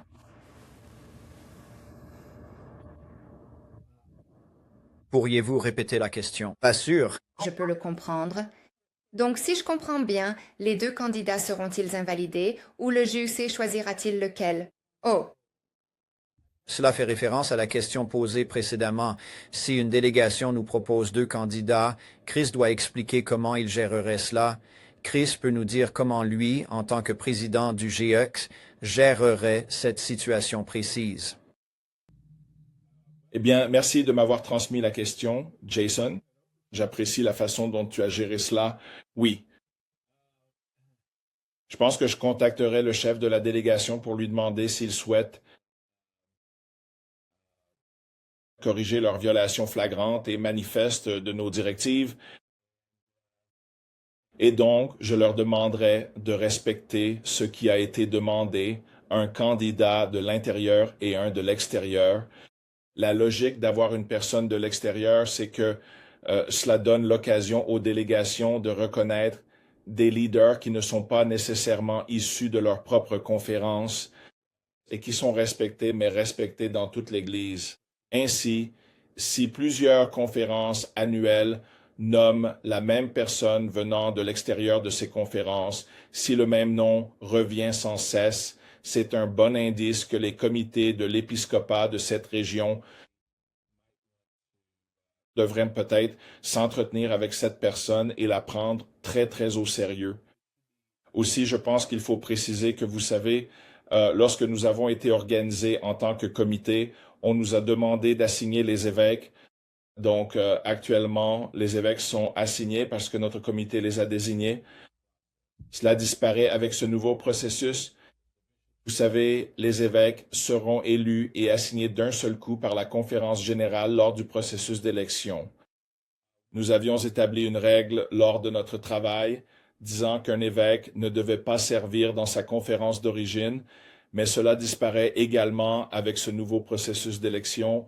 Un évêque peut servir dans son ancienne conférence comme ancien surintendant ou membre du clergé. Elle peut intégrer leur zone épiscopale. Ce travail accompli n'est pas une règle du livre de la discipline. Donc cela disparaît également. D'accord, je voulais juste... Désolé, Jason, c'est parce que tu en avais parlé. Vous aviez attribué jusqu'à présent, donc nous avons eu la question. Donc après la conférence générale, avec de nouvelles conférences annuelles qui arrivent, qui alors leur assignera un évêque? Est-ce que cela continuera d'être le travail de ce comité? Donc, cela n'est actuellement pas précisé dans le livre de la doctrine et de la discipline. Cependant, nous allons proposer une législation qui confirmerait que les conférences qui rejoignent seraient nommées, seraient assignées par le Comité mondial de l'épiscopat. Et cela serait en fait un besoin immédiat car il y a des conférences qui vont se réunir après l'allocation des délégués, mais avant la conférence générale. Donc nous aurons certaines conférences qui seront presque immédiatement assignées par quelqu'un. La conférence générale en décidera. Nous proposons que le Comité mondial de l'épiscopat poursuive ce travail car c'est une fonction nécessaire pour que ces conférences aient une direction. Nous avons eu, Simon a ajouté, une question. Que se passerait-il si le chef de la délégation voulait être candidat, mais que la délégation ne voulait pas nommer le chef de la délégation? La réponse est que la délégation votera pour savoir qui sera ce candidat. Le chef pourrait postuler à une autre conférence, mais sans l'appui de la sienne. D'accord. Est-ce que, par hasard, certains de nos évêques actuels vous ont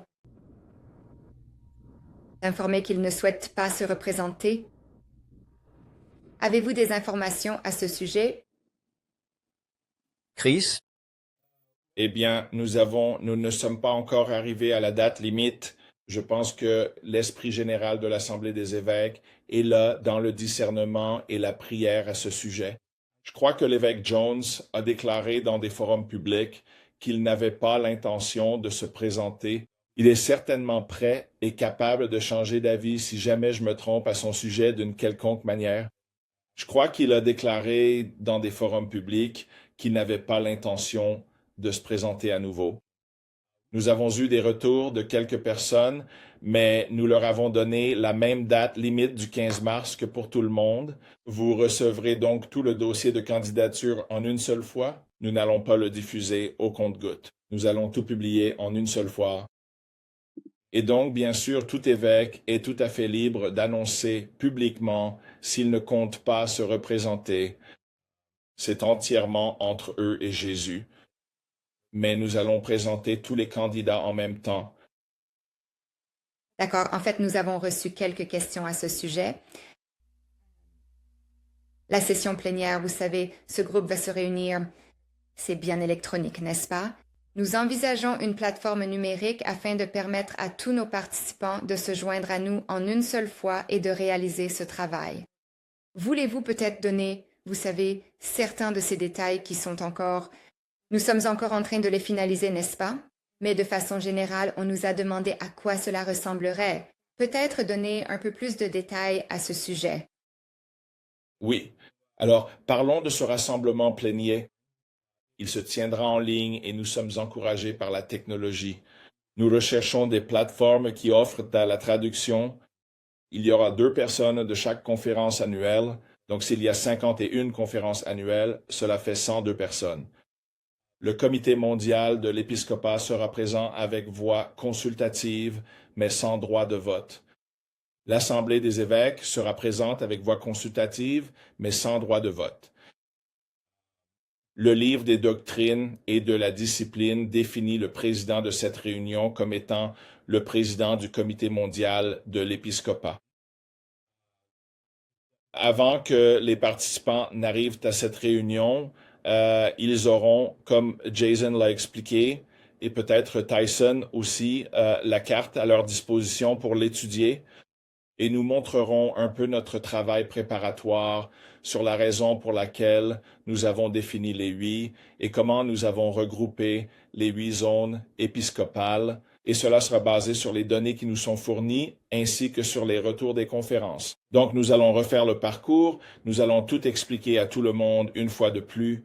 Nous aurons en fait un temps de dévotion pour ouvrir la séance.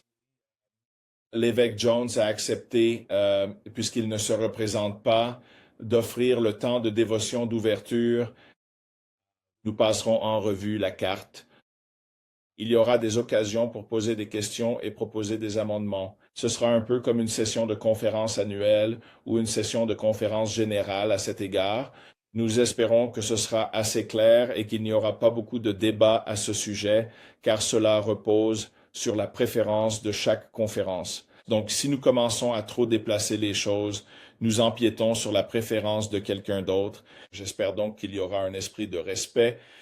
Nous travaillons sur la traduction. Nous savons que ce sera un problème. C'est vraiment utile si nous avons tous la possibilité de participer. Après que le vote aura eu lieu pour définir les zones épiscopales, tout le monde saura à quelle zone épiscopale il appartiendra. Et soit avec une salle de répartition, mais plus probablement, nous donnerons un lien pour chaque zone épiscopale et ils iront immédiatement dans leur salle respective. Pour leur réunion, un membre du GEC sera assigné à chaque zone épiscopale et il dirigera le processus d'élection des responsables de cette zone, le comité de l'épiscopat. Il y aura donc des nominations de la part du groupe concernant les personnes qui feraient un bon président, secrétaire ou tout autre poste que ce comité souhaite avoir. Le membre du GEC dirigera ce processus d'élection.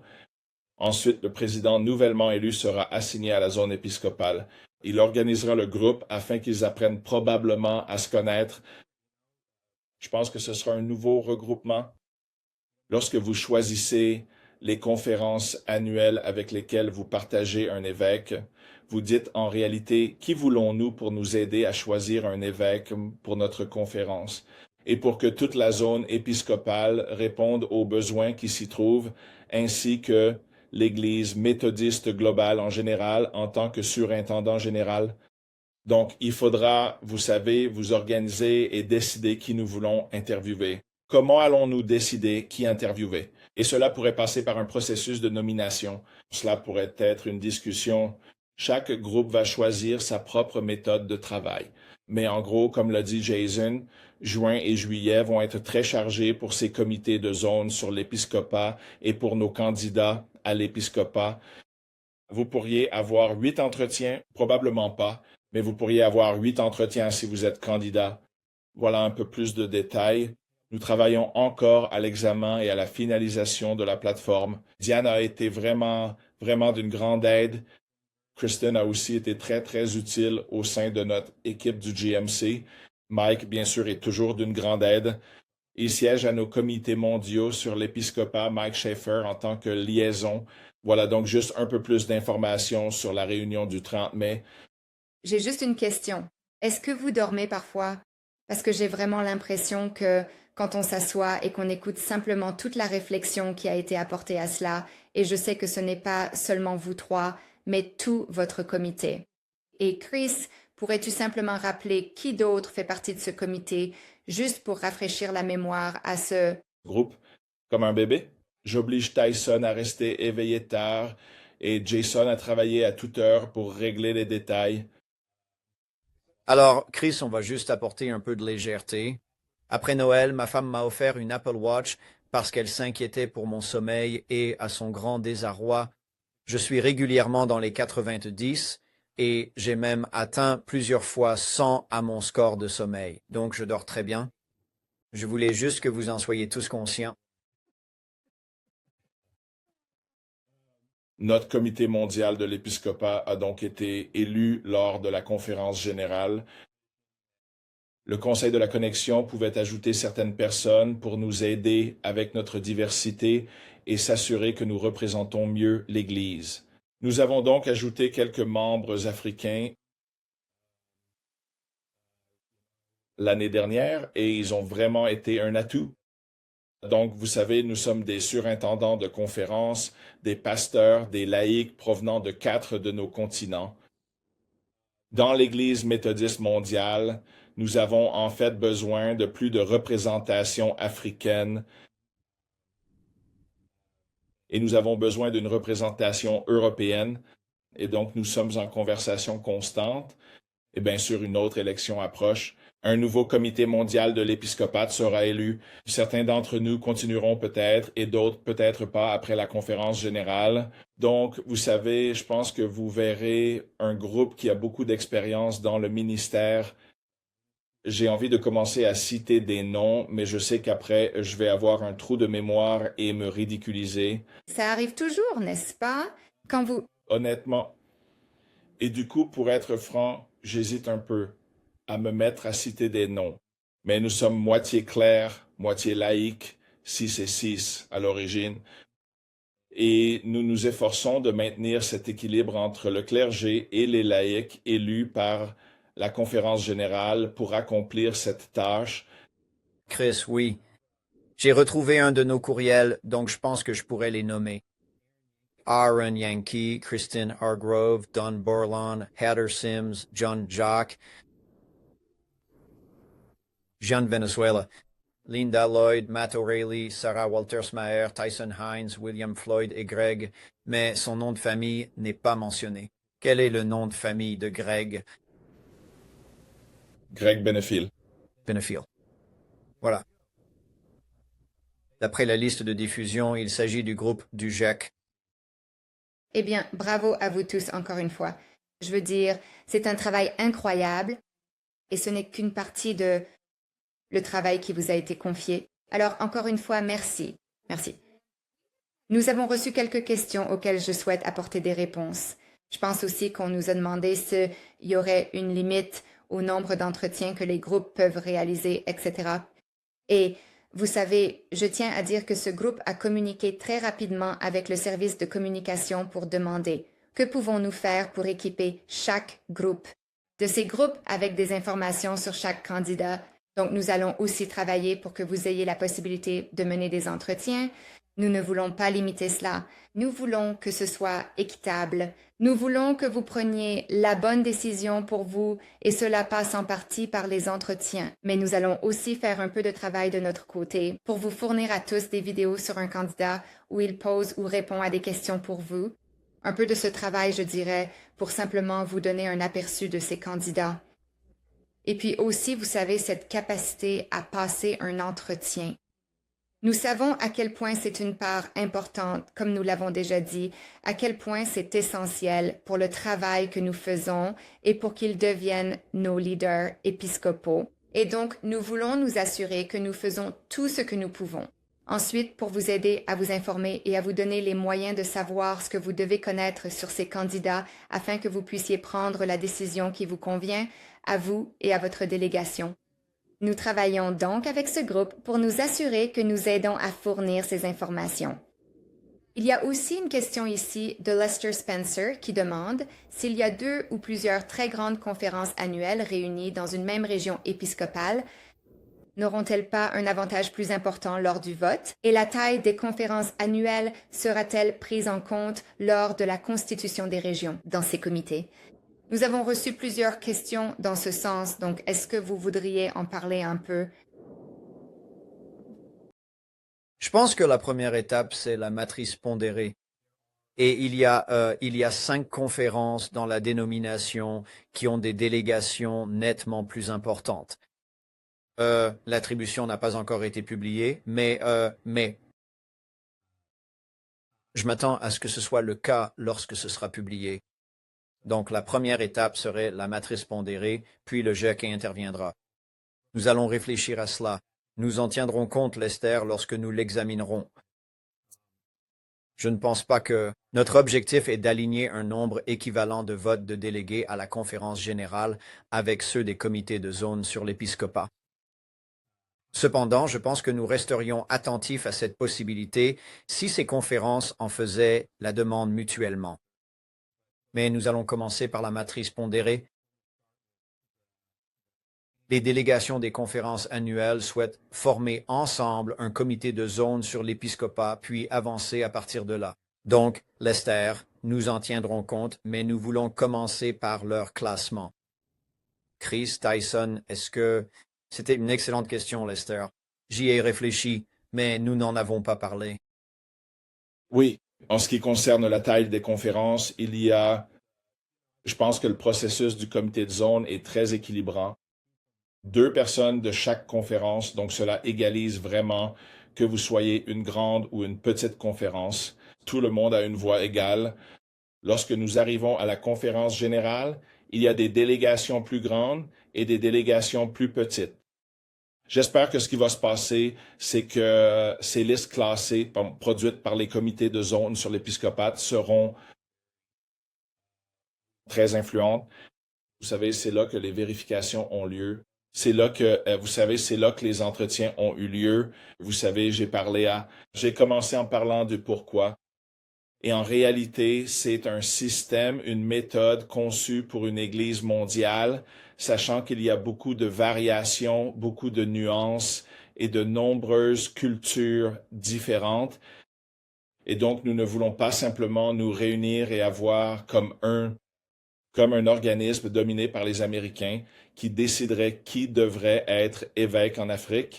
Nous voulons vraiment que cela émerge naturellement, que les regroupements se fassent, que ce soit eux qui décident qui serait le mieux placé pour les servir. Et donc, vous savez, dans notre gouvernement américain, si vous avez la chance d'être citoyen américain, vous savez, nous avons une Chambre des représentants. Elle est pondérée en fonction de la taille de l'État. Nous avons un Sénat qui est très équilibré. Et je pense que ces 2 courants se retrouvent ici. C'est une sorte de processus démocratique. Quelqu'un a dit que la démocratie est la pire forme de gouvernement, à l'exception de toutes les autres. Donc, vous savez, la démocratie est désordonnée, mais il y a dans ce processus une part qui favorise ceux qui viennent de grandes conférences et une autre qui, je pense, au final, équilibre vraiment les choses et donne une voix égale à toutes les conférences annuelles. C'est vraiment une excellente façon de voir les choses, Chris. Il y a un favoritisme excessif ou disproportionné dans le comité de la zone des épiscopats en faveur des petites conférences. Et puis, lors de la session plénière de la conférence générale, il y a un plus grand nombre de votes, mais je suis d'accord avec la personne dans le chat qui a dit cela. Avec plus de 400 délégués, aucun comité de zone sur l'épiscopat ne serait en mesure de submerger l'Assemblée, surtout avec l'exigence des 2/3 pour l'élection d'un évêque. Donc, je pense vraiment que nous avons des garde-fous en place à ce niveau-là. Oui, absolument. Et vous savez, c'est l'une de ces choses où nous sommes encore très relativement nouveaux. Je veux dire, et c'est la première fois que nous procédons à l'élection de tous les évêques à plein temps. Et donc, vous savez, c'est le cas. Je respecte encore une fois le travail que vous faites. Je suis sûre que vous vous dites qu'il y aura des choses où l'on se dira « Oh, on aurait pu faire autrement », mais j'ai l'impression que la façon dont nous réfléchissons à tout cela, vous essayez vraiment de prendre tout cela en compte. Je me suis mal exprimé et je dois me corriger. Je suis vraiment désolé pour cela. Ce n'est pas un vote aux 2/3 pour être élu évêque, c'est 60%. Et donc, c'est dans le 604,5. C'était un petit doute dans un coin de ma tête. J'ai fait une erreur. J'ai vérifié et effectivement, je me suis trompé. C'est 60% pour l'élection finale. Donc, s'il vous plaît, si vous m'avez entendu plus tôt, acceptez mes excuses et la correction. Donc 60%. Pour l'élection? Oui. Parfait. Alors, juste une question de base. Les coordonnées des chefs de délégation ou des membres du comité seront-elles fournies avant la date limite de soumission de la liste classée des autres AC? Non, car les dates limites pour ces éléments se chevauchent. Donc j'espère qu'une fois l'allocation des délégations terminée, conclue en février, ce qui est l'engagement de la Commission sur la conférence générale, je crois que leur annonce était prévue pour le 1er mars. Nous aurions alors connaissance de la liste des conférences ayant reçu une délégation et, espérons-le, beaucoup d'entre elles pourraient être publiées ou nous pourrions compiler une liste des chefs de délégation. Mais les membres de l'ACE, le comité régional sur l'épiscopat, ne sont pas attendus avant le 15 mars. Donc, ces informations ne seraient pas disponibles avant. Kat Hines a envoyé à tous les surintendants de conférences la liste des 47 conférences qui sont actuellement des conférences ayant été convoquées dans la dénomination. 4 autres sont en train de se réunir. Ce qui est prévu avant l'attribution des délégations à la conférence générale, Africa, Mashariki, Éthiopie, Nazarowin, Pérou et Vallée du Nil. Donc, ces 4-là se réuniraient et si elles se réunissent comme prévu et que des délégations leur sont attribuées, elles seraient ajoutées à la liste que le CAT a envoyée au surintendant de conférence. Voilà. Très bien, c'est parfait. Est-ce qu'il y aurait d'autres questions de votre part? J'ai vraiment le sentiment que nous avons maintenant parcouru et abordé l'ensemble des points.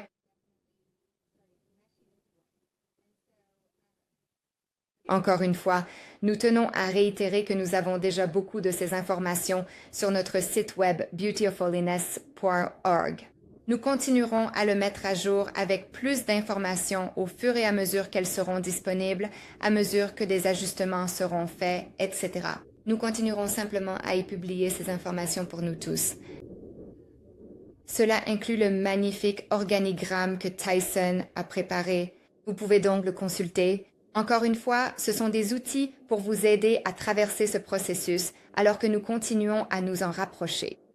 Et nous voulons vous remercier. À un moment donné, j'ai vu presque 250 personnes nous rejoindre aujourd'hui. Je suis donc reconnaissant à chacun d'entre vous d'être avec nous. Et les amis, y a-t-il autre chose que vous aimeriez partager avec ce groupe?